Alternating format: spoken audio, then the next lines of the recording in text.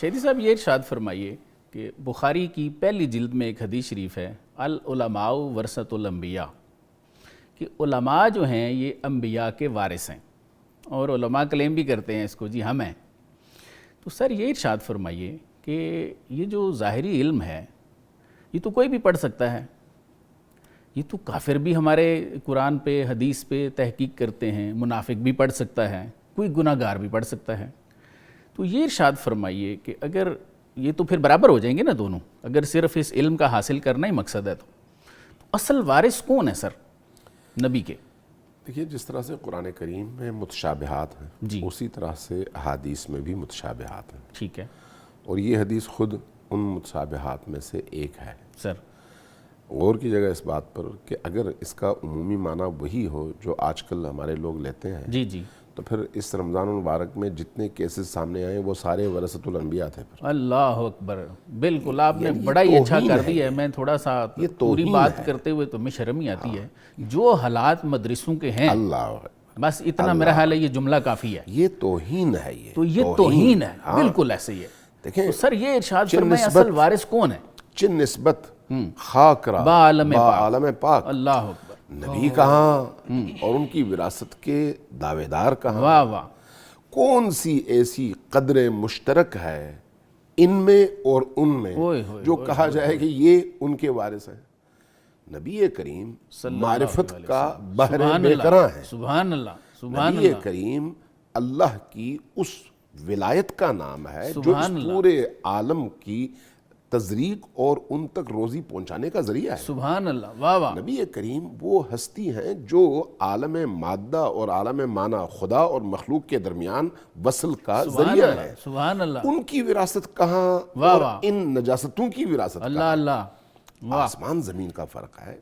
اس لیے جب ہم اس طرح کی احادیث پڑھتے ہیں تو ہمیں غور کرنا چاہیے کہ اس کا مطلب کیا ہے۔ ہر یہ غور کیا، اسی لیے تو آج آپ کے سامنے پیش کیا ہے کہ اس پہ روشنی ڈالیں۔ دیکھیے، یہ عام لوگ جو ہیں وہ تو یہی بن کے بیٹھ گئے ہیں کہ جی ہم ہیں، اور کردار کے بارے میں جب بات آتی ہے تو شرم آتی ہے۔ دیکھیے، علم حجابات کے برطرف کر کے انسان کو اپنے معشوق اور اس محبوب ازلی سے متصل کرنے کا نام ہے۔ واہ واہ، اور اگر یہ چیز کسی انسان میں پیدا ہو تو وہ اپنے درجے پر اس راہ پر گامزن ہوگا جس راہ پر نبی کریم اس کو چھوڑ کے گئے ہیں۔ سبحان اللہ، سبحان اللہ۔ اگر اس کو اس نے سونگا بھی نہ ہو، خوشبو بھی اس تک نہ پہنچی ہو۔ آپ کو میں تھوڑا سا ایڈ کر دوں کہ آپ صلی اللہ علیہ وسلم تو 40 سال تک غار حرا میں جاتے رہے ہیں، یہ کس غار حرا میں جاتے ہیں؟ اللہ اکبر، اللہ اکبر۔ بہرحال دیکھیے، یہ جو ہے نا العلماء ورثۃ الانبیاء، جی، علماء سے مراد وہی ہیں جو معرفت کے اس مقام تک پہنچے ہوئے ہوں۔ ایسے ہی ہے، وہ نہیں جنہوں نے چند کتابیں پڑھی ہوں، وہ نہیں جنہوں نے قرآن کریم کو حفظ کر لیا ہو، وہ نہیں جنہوں نے چند احادیث رٹ لی ہوں، وہ نہیں ہیں۔ ایسے ہی ہے، آپ کے اپنے اس فیلڈ کے ایک اینکر ہیں، انہوں نے اپنا تجربہ دہرایا اور فرمایا کہ میں دبئی میں تھا تو وہاں پر محفل سجی ہوئی تھی، ایک صاحب سے تعارف ہوا، بڑی شستہ انگریزی بول رہے تھے، میں نے ان سے پوچھا تو انہوں نے کہا کہ میں پاکستان سے بہت اچھی طرح سے واقف ہوں لیکن ہوں یہودی۔ صحیح ہے، تو میں نے کہا پھر پاکستان سے کیا مطلب؟ کہا کہ میں 25 سال وہاں پر امامت کرتا رہا ہوں، اللہ امامت کرواتا رہا ہوں۔ واہ جی تو واہ، وہ انہوں نے ٹی وی پہ یہ بات آ کے کہی۔ اللہ تو اکبر، اس کا مطلب یہ ہے کہ چاہے وہ یہودی آ کر حفظ قرآن کر لے، چاہے یہ مسلمان، صحیح، اگر وہ قرآن اس کے اندر ذرہ برابر تبدیلی نہ لا سکے تو یہ وارث انبیاء نہیں ہے، یہ وارث ابلیس ہے۔ بالکل ایسے ہی، اس لیے دونوں کے درمیان آسمان زمین کا فرق ہے۔ علم انسان کو خدا تک پہنچانے کا ذریعہ ہے، سبحان اللہ، معرفت کی اس بے کراں سمندر میں اس کو ابھار کر اوپر کی طرف سفر کروانے کا ذریعہ ہے۔ بالکل ایسے، اگر یہ کسی میں نہیں ہے تو وہ کسی بھی صورت میں ہاں، اس راہ کا راہی ہے ہی نہیں۔ بالکل نہیں، لہذا جو کچھ آج ہمارے معاشرے کے اندر ہے، اگر یہی علماء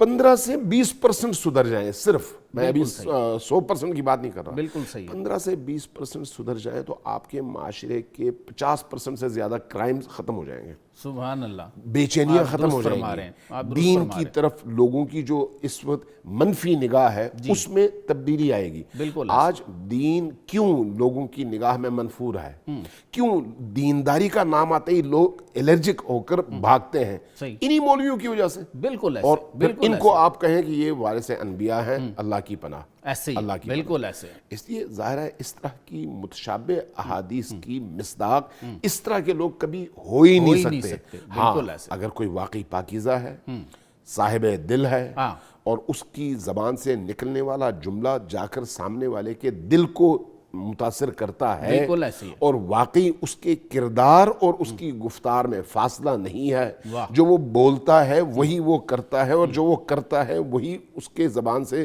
نکلتا ہے، ایسے ہی، وہ اگر قرآن کریم کی آیات کی مصداق بن رہا ہے، جب آپ قرآن کریم کی آیات پڑھیں اور اس میں بندے مومن کی صفات دیکھیں جی، اور اس شخص کو دیکھیں تو اس میں آپ کو وہ صفات متجلی نظر آتی ہیں، واہ، تو پھر آپ کہہ سکتے ہیں یہ شخص جو ہے اس راہ کا راہی ہے، سبحان پھر بھی اللہ، وارث بننا بہت واہ دور کی واہ بات واہ، بالکل ایسے ہی ہے، پھر بھی راہی ہے، ہے۔ واہ، سبحان اللہ۔